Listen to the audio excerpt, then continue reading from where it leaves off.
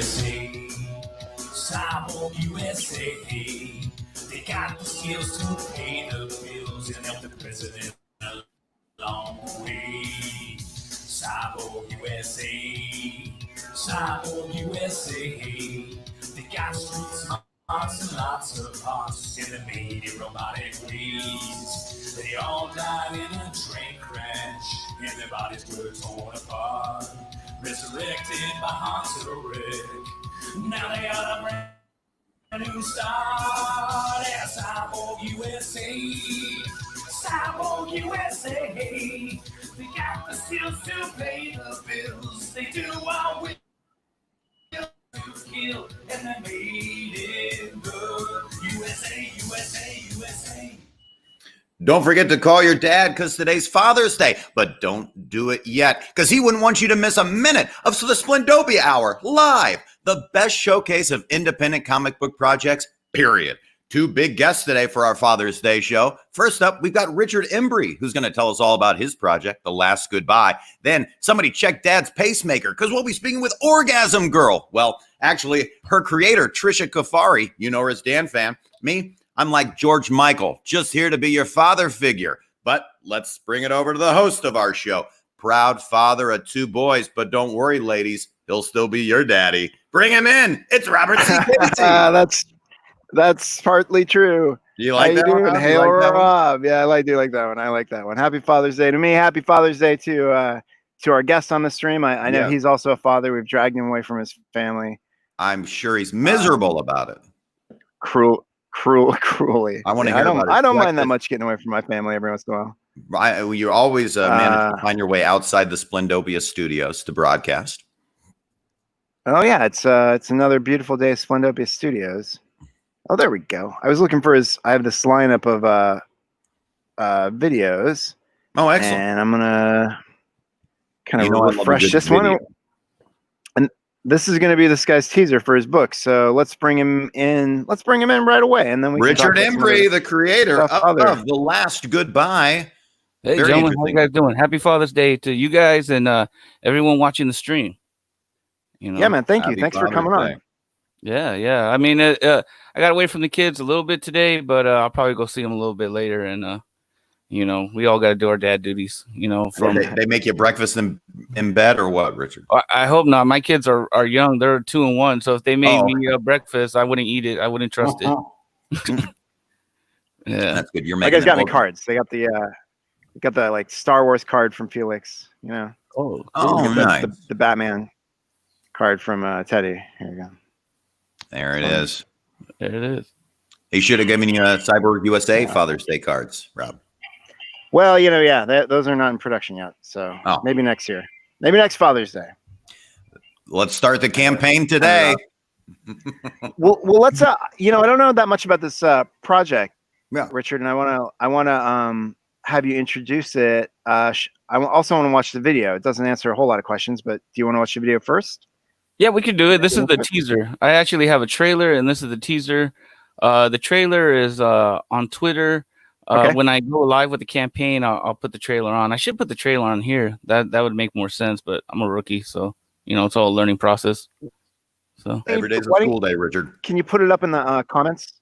Put it up in the comments on the side, and I'll get it up and play it. Sure. If you can, a link. Let me see. All right. This guy looks serious here. This is Edgar.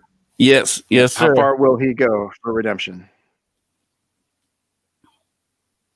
I love a good redemption story. Might be my internet's a little slow. The old circle of death. That's what I call that. There it is. There we go.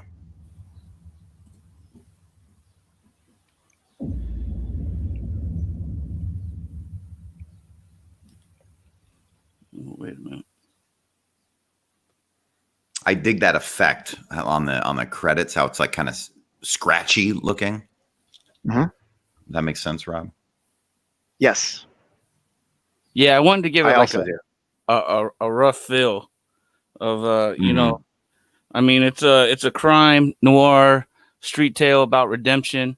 There's 2 main characters, Edgar being one and Anna being the other. both have their own struggles that they're going through, and their stories kind of tie into each other. And you get to see, you know, the story. It's hard to pitch because I don't want to give any spoilers out.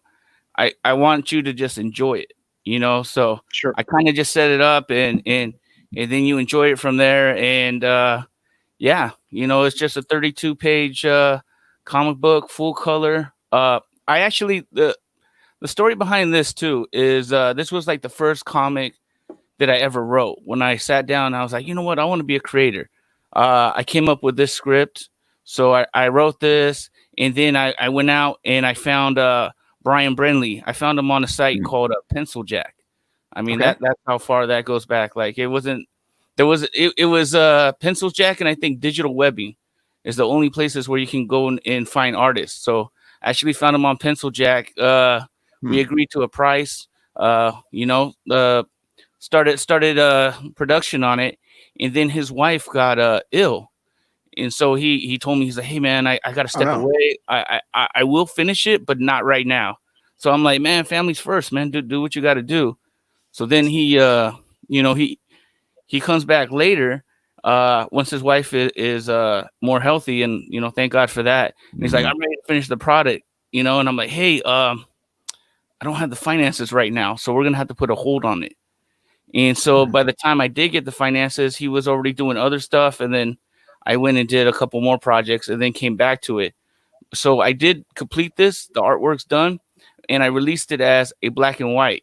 But like I said, like this is like a learning experience. So there was a lot of errors in it.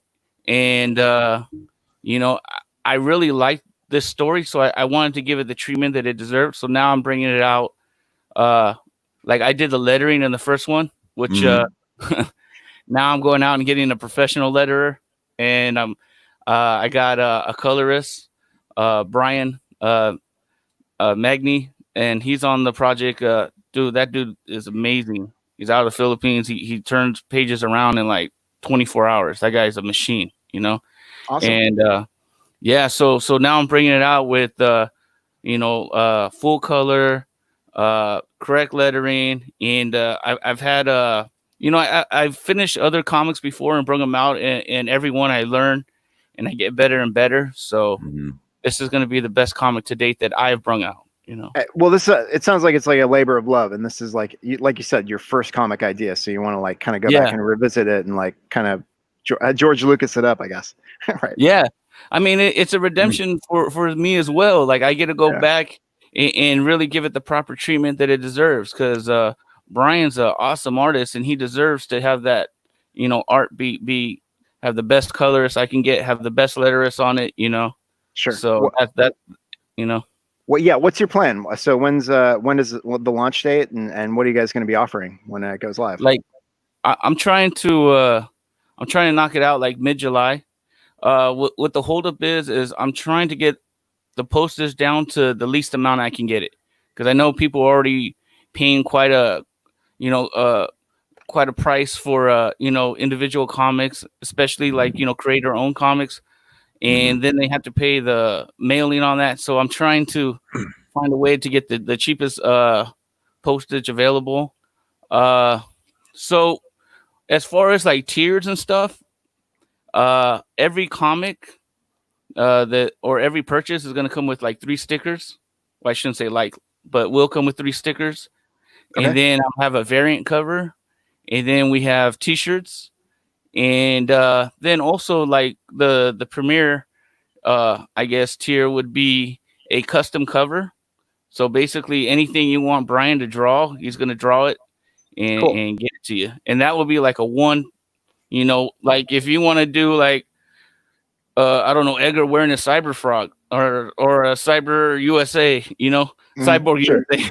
Look, man, Anton got me all nervous, man. Yeah, what's going on? What's going on? Yeah, no, man, but you know, if you want to whatever you want to do on, if you want to put Antoine on the front, you can do it, and it's a one of a kind. You know, last goodbye. I do. I definitely do. Yeah. Want to put me on the cover, Rob? Yeah, you got. I mean, why not? And I'm trying to make like I said, this. I'm sure no problems will arise. Zero. You know what? I know right now there's a campaign. Right now there's a campaign where there's a little I'm aware with but this you know issue, but man, you know what? It'll be cool. I'm sure everybody will be cool on this one. Yeah, no, let's just let us know. Hey, as long as the money's green is good. You know that, like, I'm in I want to create awesome comics and I want to make money off them. So yeah, that's cool. It. That's all I come with. I know I'm well aware of the situation you're talking about. It's just, those are grown men. Don't worry about it. I love. I'm just cracking on them. Yeah. Yeah. I mean, my thing is I love both sides. I love comics. Both sides have been nice to me. So, grown men will figure it out. It's the right thing to do. Yeah. So I noticed, like, backstage we have our second guest. Why don't we bring her in and talk about her project for a bit? You ready, Anton? Let's do it. Check Dad's pacemaker. Like I told you, we'll be speaking with the creator of Orgasm Girl, Trisha Kafari. You may know her as Dan Fan. She's on the show. Let's bring her out, Robert. Hey, hello. What's up? Hey, what's up? Thanks for coming to our show. No problem. We're so excited to hear about Orgasm Girl. Yeah, I guess I knew about this. Like, you had launched this before, but I guess it, like, didn't go last time, and but then I saw that it was back up, and now it's, like, funded, and I don't know. You must be really excited about it. So, can you tell us about it and tell us about, like, the journey of making it and so forth? Yeah. So obviously, first time going through, goal didn't make it, mainly because the goal was much higher the first time going through. So a more lower, modest goal, and we managed to hit it in like 2 days. That's always better, right? That's great. Yeah, cool. And it's just this goofy action comedy about a boxer named Amari who has the power to make any man she touches orgasm at the snap of her fingers. Hence the title. Right. Right. So, like going down on this project, there's like once I was a guy and him up, and she's Robbie, we're kind of losing you, bud. Oh, I'm sorry. I'm so sorry. The orgasm move is like a finishing move.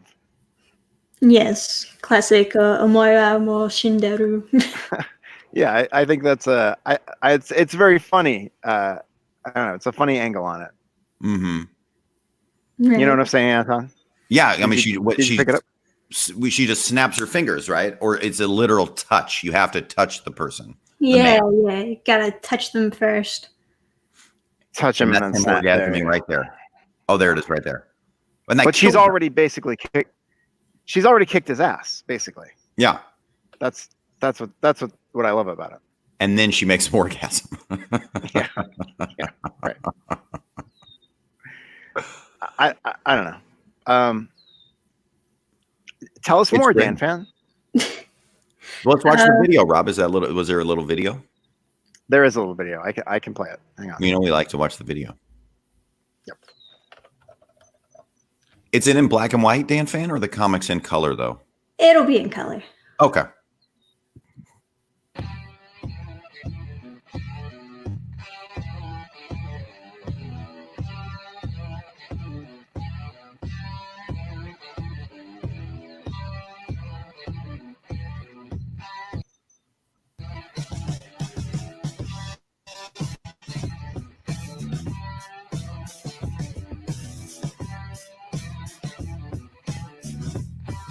Well, that's the one we were watching, Rob. That's the pages, I think. Yeah.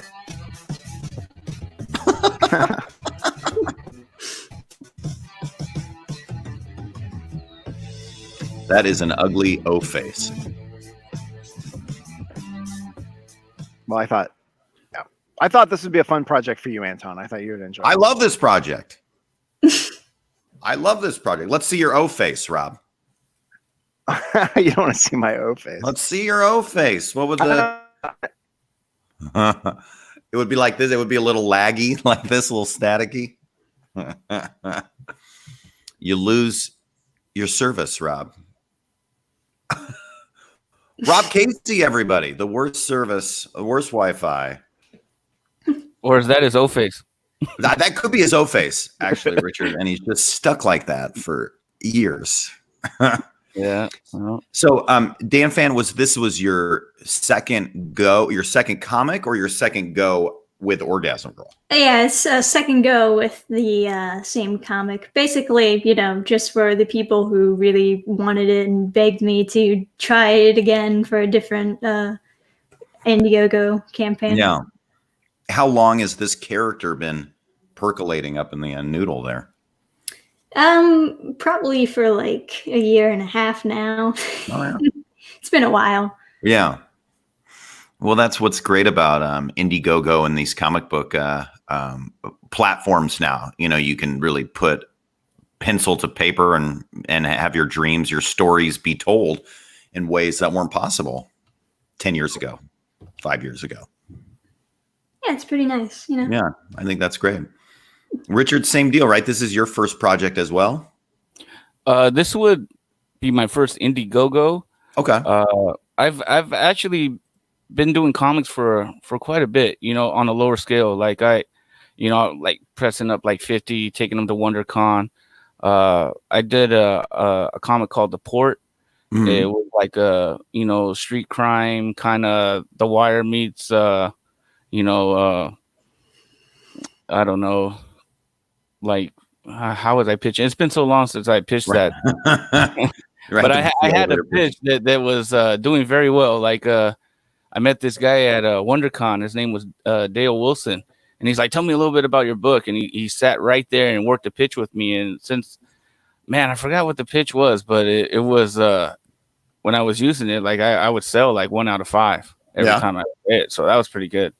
But as far as bringing out the Indiegogo, this would be my first one. I tried to do a Kickstarter a couple years ago called The Keeper. I actually had a actor's likeness tied to it. His name is Robert Lasardo, and I bit off too much too soon because like when I was bringing out like just single issue comics, going to the conventions, I was breaking even and making a little bit more money on top of it. So I was like, hey, if I can get something mass produced and bring it out, then it would be I was like, damn, we'll be printing money, and then I can bring out more projects. Right. But what happened with that is I did a campaign video. It was on Kickstarter, and people were confused because they thought it was a movie because he's an actor.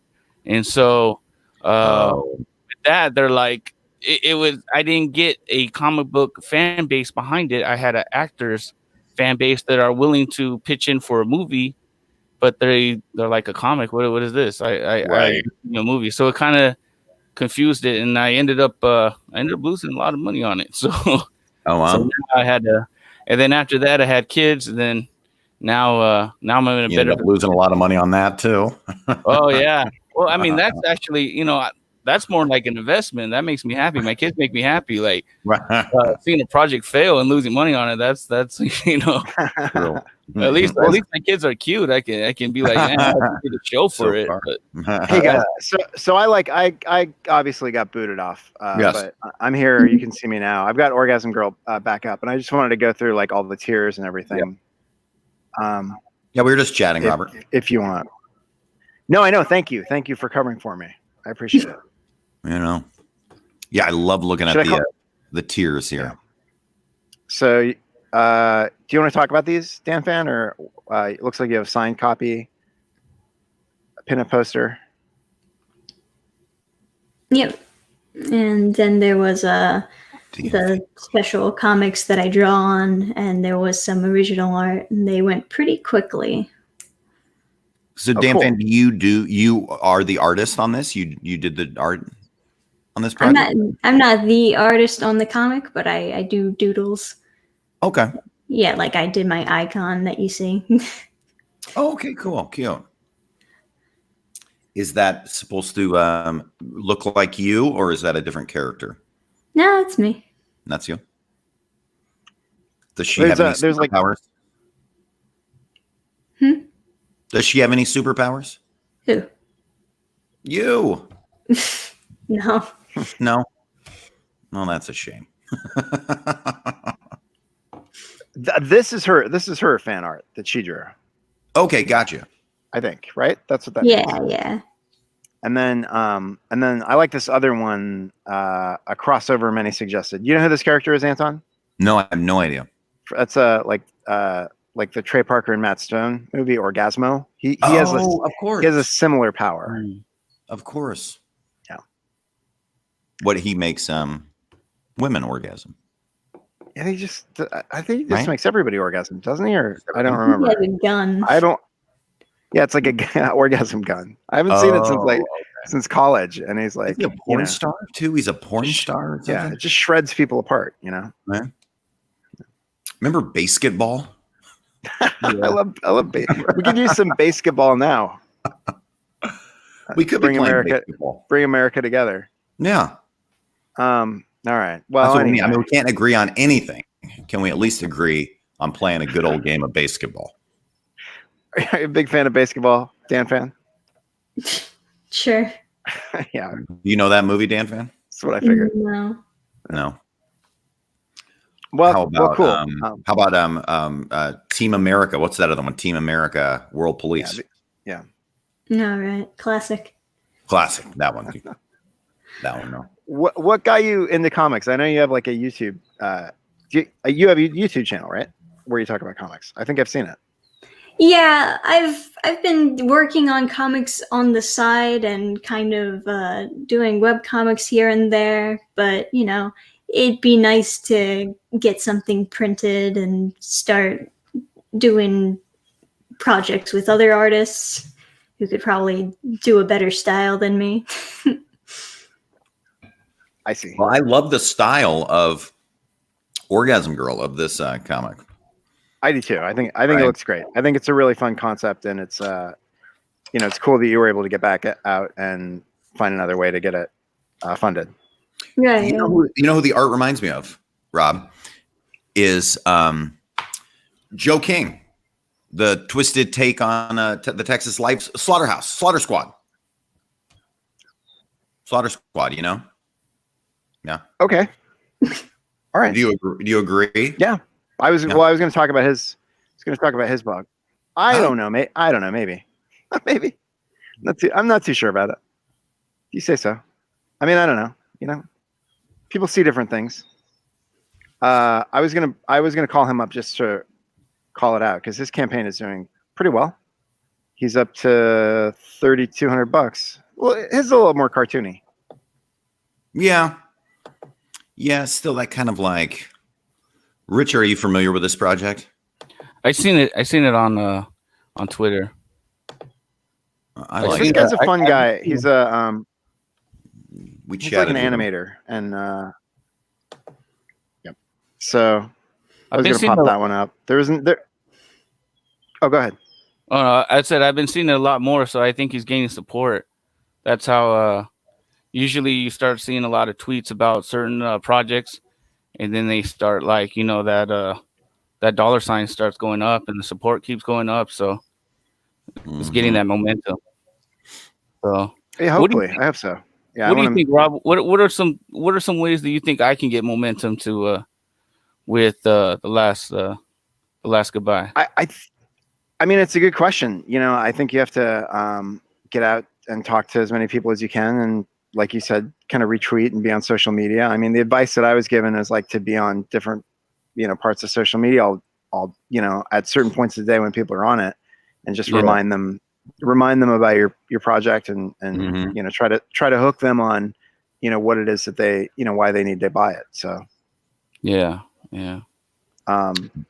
This one, you have to advertise your passion, Richard. We can tell you're very passionate about your project, and I think that sells. Yeah, I think that's true too. I mean, this one, I want to pop this one up. It's like closed now, but because of Father's Day, this is a Pillow Man and Blanket Boy. So this is one that I backed, and this guy, like his kid, came up with the idea. He says when the kid was 3, and it's always been their dream, I guess, to like do this book. There's this kid. So you got to fund it, and that's that. That's fun. Hey, Rob, Black Mercury in the chat thinks I look like the head of an evil It's something I think that's really cool for him. Wait, let me see. Yeah. Yeah, I think that's true. I'd buy that. Think so? It's charisma. I think so. Anton, I think it's like you have like good hair. Yeah. No, he has that charisma to make you do bad stuff. I think he seemed faintly evil. What do you think, Dan Fan? Do you have any opinion on Anton? I don't Trustworthiness? That's okay. That's a good answer. That's my usual response. Yeah, they're complaining in the chat that we're not reading the super chats. We're reading them. They have super chats. The show needs our help, says Testify. Testify thinks you can help every show. There we go. There's a stupid chat. Cyborging again. That's when I lost. Yeah. This show needs our help. Right, stupid chat. Bring it, Testify. Yeah. There you go. So that's all. That's all the messages. I just want to give a shout out to that. Blowing up. Where's Elasmat? Elasmat's not around today. Oh, I was gonna talk about Elasmat too, because Elasmat's book goes live, I think, on the 26th. So I had that popped up too. What's the 26th? I guess that's end of the week or something, like Friday or something like that. Mm-hmm. So that's Street Champion Road Warrior Drake. That one is going to be live and ready to back. Yeah, that's looked like a great project. Oh yeah, Hail Rob. That looked like really fun. I didn't mean to leave that up so long. Hail Rob. Yeah, I guess so. Rob, you know what movie I watched? Oh, let's hear it. I watched because remember last week I watched Batman and Robin. Oh, yeah. Okay, I watched Batman Begin. No, the other Joel Schumacher one, the Val Kilmer one. Batman Forever. Batman Forever. Do you guys have an opinion on Batman Forever? I mean, as a kid, it was cool, but looking back, like wow, like they could have done so much things better. But that was Hollywood at the time. They bought an IP, they have suits there, they're gonna run it, and they're gonna sell the merchandise to McDonald's. They're gonna run it. It's and that's what we got until fans kind of grew up, and they're not gonna take their kids to see it, and or they speak out. And I think the internet too came in to where feedback is just real live. So you're gonna get every information is gonna spread. Like back in the day. Like what you can go to a magazine and you would actually have to buy the magazine to hear what people are talking about. But now you can go on Twitter and it's just people are like, no, that movie's garbage. Look at what they're doing. And like, you can talk you out Rotten of tomatoes. Yeah. Yeah. And just even on Twitter or Facebook, whatever social media, you go to, you'll get somewhat influenced by people's opinion of it. So I think Hollywood kind of had to smarten up and bring more quality and start listening to the fans, which are the consumers, and keep them happy. So I think that's a product of his time. What did you think of it then, Anton? Of Batman, that one? Yeah. Well, it made me think. It made me wonder. I've had that conversation with people where they talk about who's your Batman, right? Like when you think Batman, who do you think of? Are you thinking Val Kilmer? Right? Is anybody out there like, ooh, that's my Batman? Nobody is thinking Val Kilmer, right? No, you're like, it's Michael Keaton, it's Christian Bale. Nobody's like, ooh, Val Kilmer nailed it. Do you think Val Kilmer is like Val Kilmer is my Batman, or do you think even Val Kilmer is going with Keaton? Right, Val Kilmer thinks Keaton did a better job. I mean, they didn't bring him back for a second one. Yeah. Well, they fought a lot. Like he didn't really like. I don't know. I know a lot about this, Dan Fan. If you're not interested, we can change topics. I was a movie projectionist when this movie came out. So I used to watch the trailer like at work, like 20 times a night, and then I was so excited for it. And it was one of the first movies that they did like round the clock. So we screened it like 24 hours a day. I didn't get to see it until like 6 a.m, like Saturday or something like that. because I was working all those shifts, and I hated it. So that's my story. That's a great story, Robert. Yeah. That Star Trek guy in the chat would put Ben Affleck and Clooney worse than Val Kilmer. Well, they are worse, but there's something non-memorable about. You're right about like Val Kilmer. Right. It's weird. It's weird when he shows up as Bruce Wayne. You're sort of like, oh, it's just like that guy that's pretending to be Bruce Wayne. Right. You're like, and then so then by the time you get to the other one, by the time you get to Batman and Robin, it's like Joel Schumacher really started to embrace the comic book nature, right? It's like the Tim Burton 2 are really kind of dark, gritty. This Val Kilmer one is kind of in the middle there, and then by the time you get to Batman and Robin, it's just like full on printed comic book movie.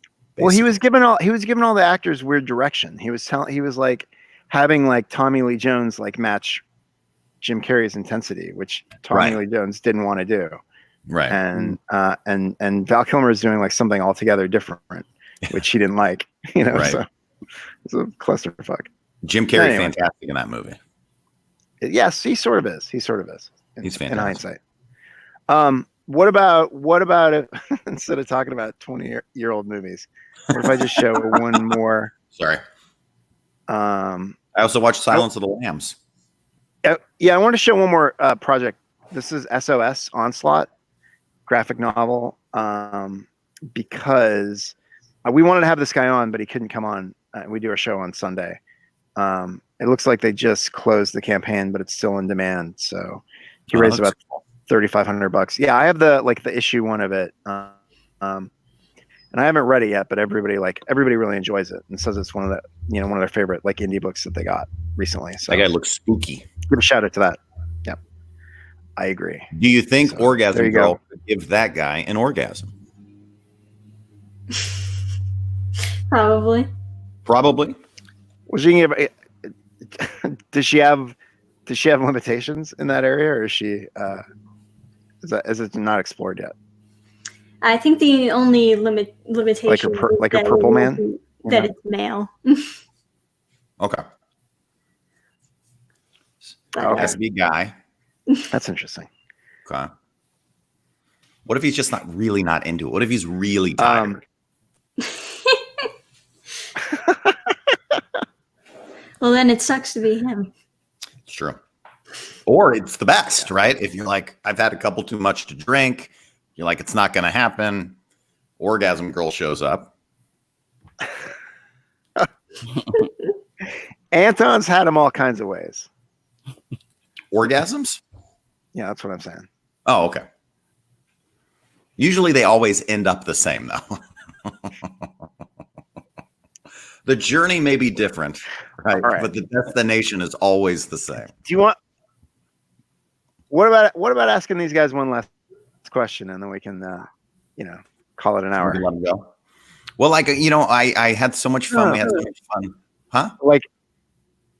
Yeah. What? Yeah, it's good. Yeah, we're good. No, you're good. Yeah, I usually have you ask a question. Sorry, it's. I know, Rob. I was saying we had so much fun chatting last week about guilty pleasures.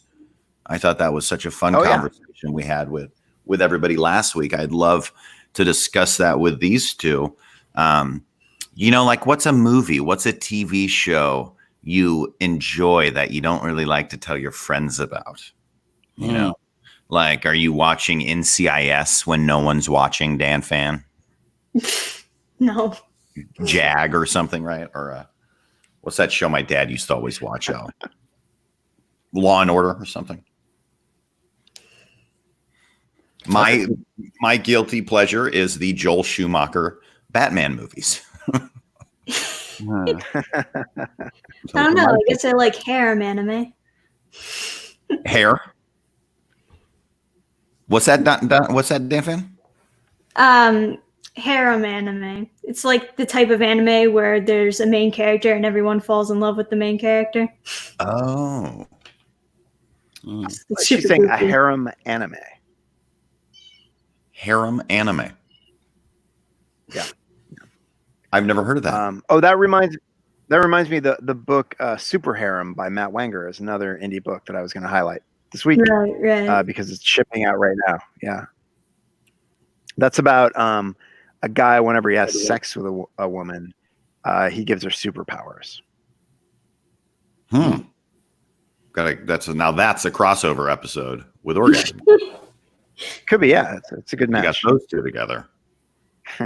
Right. You got those two together, then you got a comic. Yeah, right. You got one hell of a Saturday night. You get those two together. I'll tell you that much. What about you, Richard? You got any guilty pleasures? That's a good question. I really, I'm kind of boring, bro. Like I work, I come home, I do the dad thing. Like I guess maybe Peppa Pig. Oh, there you go.